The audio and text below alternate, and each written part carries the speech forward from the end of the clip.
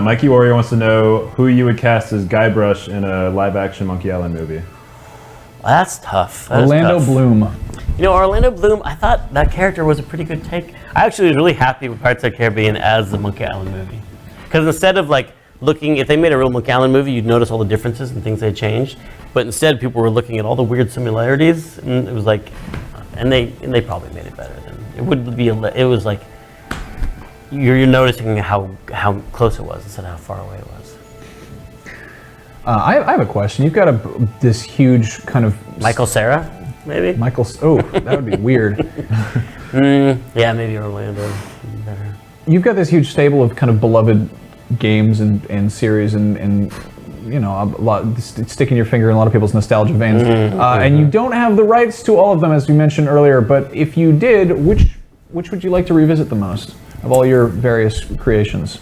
I mean, it's interesting. First, I'd like to have them all like just available for purchase and have nice versions of them that looked good. HD versions of them would be great.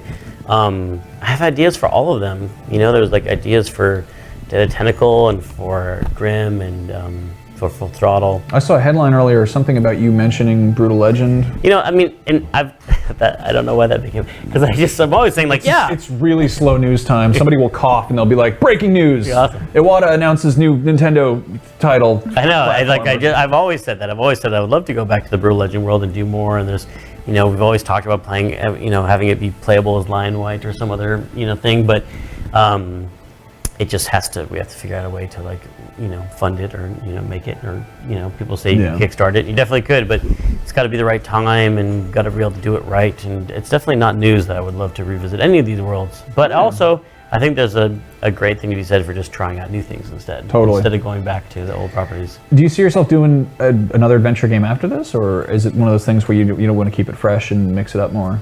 I mean, we always like to do the opposite of whatever we did last, so probably a shooter. Yeah, that's what I was going to say. That would make sense. Shooter or sports, one of those. And we do have this great engine, and we'd like to do, you know, we do this thing called Amnesia Fortnite, where we do a kind of an internal game jam. And if someone pitches one, that might be, we always try to be inspiration based, so it's not as much planning like smart companies do with the planning. It's more based on like, oh my God, I had the greatest idea. Like someone on the team will have a great idea, and that will kind of lead where we go the next year. That's good stuff. Didn't Happy Action Theater come out of that? Yeah, I mean, that was also just me trying to play Connectimals with my daughter, and she could not get she wanted to touch the tiger, but she couldn't select the tiger because she was 2, and she would just run around and and I was like, I want to make something that she could. I mean, technology is so great. Like, you should be able to have fun with it even if you're 2 years old. And just like, so that's where they ended up filling the room with lava and all the other crazy things that happened. Any chance of another Happy Action Theater, like a next-gen Happy Action Theater? That would make sense, wouldn't it? Yeah. We're not currently doing that, but I would love it. I mean, I would love. It sure would help me want to buy an Xbox One. Wouldn't that be great? What a nice camera they have on that thing. Yeah. Well, that's something to play with, you know. Oh wait, did you just get paid just now? I hope so. Oh man. That's so Xbox One fascinating. Microsoft, I accept PayPal and Venmo and Bitcoin and Dogecoin. So just. Is that how you pronounce that? Yeah. Dogcoin? No, it's Dogecoin. It's a Dogcoin. Different animal entirely. So Clarkanoids, he just mentioned the idea of Raz from Psychonauts exploring the minds of other characters from your games, like Manny and the Maniac Mansion people. And the thing is, if you explored the world of Eddie Riggs, it would look like Brutal Legend, which is kind of crazy. I was just thinking that, actually. So that, obviously, that Brutal Legend was a level from Psychonauts, so we left out the scene where Raz jumped inside the roadie's head. This is interesting. You get the different characters. I kind of like that. What are the chances of revisiting the cave? You guys, because he had all the kind of weird. No, Ron is no longer with us. Oh. He went on to do iPhone. Okay. He's still alive. He's very much alive. I was just playing the cave.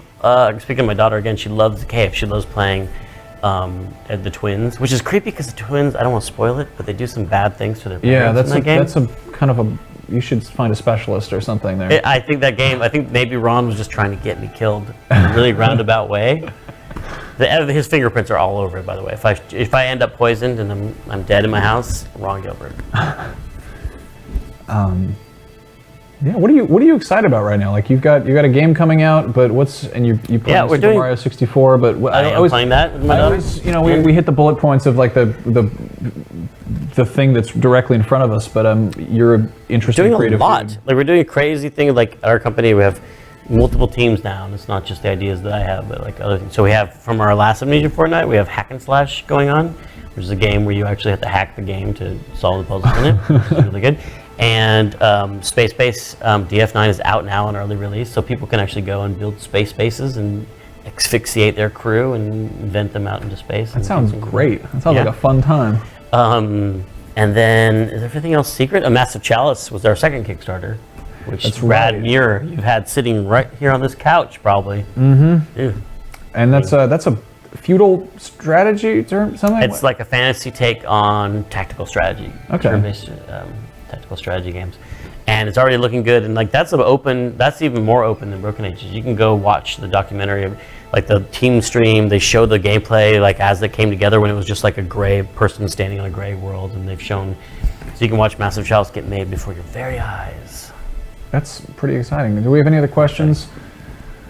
No. Oh, here's a good one. What's the story behind the Double Fine logo? I also was gonna the bee with the baby heads. How'd you come up with that? It's funny that people think it's a bee. I've gotten that some people make like little statues of it and put bee wings on it. And I was like, it's supposed to be. It's a like an acrobat in a circus wearing the little. It's done by Scott Campbell. And if you've seen his Scott Campbell's comics, he has like this muscle man character who wears a stripy old timey bathing suit and is lifting weights like in the circus. And then there's this page of just him doing. We wanted to make double everything. He was just drawing pictures of like two race cars, two-headed everything, you know. And he was just drawing twos of everything and then drew this two-headed baby. And we're like, of course, two-headed baby. Obviously. Look how cute that thing is. And it's flying like out of a cannon. Like, and it's wearing a striped bathing suit, which makes it look like a bee. That makes sense. Bees have stingers. And I sort of know the answer to this. The name Double Fine comes from a sign, right? On the Golden Gate Bridge. It's not there anymore, but it used to say, slow to 45, double fine zone. I thought that, okay, I'm going to have a band someday called Double Fine. People driving into the city to see gigs, see shows, will like be like, "Wow, that is one expensive billboard they bought." That makes sense. And now it's gone. I dig it. Well, you guys have to take off now, or is our time wrapping up? No, I can stay here all day. Oh, you're sitting bolt Just keep up, bringing the Perrier. shifting around. Do we have more Perrier? No, we got to go make Act 2. Okay, here's a good one. This is from a guy in RPG. Okay. Anything interesting about the game's interface design? It seemed quite rather interesting. That you had the sort of pop-up inventory and again very slimmed down. The UI was actually designed by Corey Schmidt, who designed the Polygon logo. What else did Corey do? Sound Shapes. Sound Shapes was my favorite game. okay. Like, yeah. Speaking of the Vita, and you can see he's got kind of a minimalist, like cool, elegant look to it. Yeah, we wanted to make it really seamless, and the interesting thing about going out to backers, or some of them were like, it feels like it's too tablety, and want to make it more like a PC game, and so it's like the cursors were too big, and so even in this build, you can see the cursors really big, and so in the build that we're putting out before we come out, it actually has a different mode for dragging the objects around. You can click. It was one of the things they asked for. Was like, well, I want to click twice instead of dragging, and I don't like these tablety things. Like if PC gamers smell tablet, they just get really mad. I was like, it's not necessarily designed for tablet. Obviously, we're shipping on the PC first, but it was great to get that feedback and have us fix that, change that, provide different options for them, mouse sensitivity slider, adding things like that before we ship. Cool. Because you don't want to hear those things after you ship. Right. Yeah. Well, that's the cool thing is you get the kind of the constant feedback. And yeah. Do you like this process of having kind of a captive audience giving you ongoing? Well, they're not captives. Yeah. They're free to go anytime. You keep sending them the emails though. They're really interested. You can't get rid of them. No. I mean, it is great because, like you said, the internet is full of like random, like people, really nice people and people who are really crummy. But they're probably not going to give you some money if they're dicks. You'd be surprised. Some people just want to troll your Kickstarter comments page. So they'll give you $1 and then they'll be like, "This is a ripoff. I want my money back." We had one guy demanding his money back, and then we looked up, and he had donated $1, so he got his $1 back, and so he feels better. But the thing is, when there's people like that who are being kind of trolly, or your own backers will be like, "This information is wrong." Sometimes they correct press articles. They'll be like, when we split the game, and the headline was like, "Double Fine's asking for more money," the backers are like, "They're not actually asking for more money. They're not out of money." And so it's like you get these advocates as well as enemies, and they're more advocates. Yeah, you guys had the thing that was sort of the kind of an embargo. You asked people who were backers who got the game early not to put up their reviews and to keep their things to themselves, which is kind of preserving that sense of being sort of inside this special thing. Yeah. But that didn't work out so well because some people didn't want to stay inside. I mean, it's like a gray area where we have the press and then we have our backers. But there are these people in the middle who are kind of there may be press people who are backers or people who have blogs and what we're just trying to do is, like, a lot of people don't know that a lot of reviews are embargoed. Like, we don't talk about that.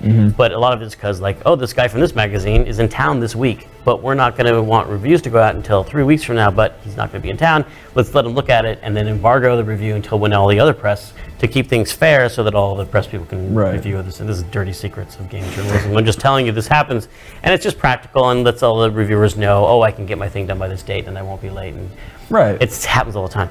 And that's all like on the kind of the business end things. I feel But then the backers, we said, okay, to be fair to the press who doesn't get it, like, let's just not put up complete let's plays and show the ending and review the game before they get to.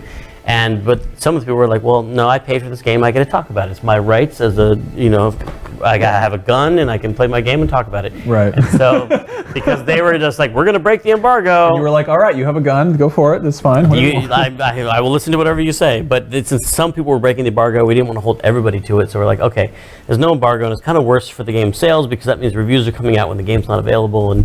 But in the end, it's like all new territory because people don't know how to handle Kickstarter games yet, really. It's all new. So far, the feedback you've been getting is good, yeah? Yeah, that's great. Really, really good to hear. If you guys dropped the ball, that would probably set a horrible precedent for all the. There was that. We definitely felt the pressure to, like, well, we don't want to ruin it for everybody. Yeah. So I guess we got to go to work today, and I guess we got to make a game.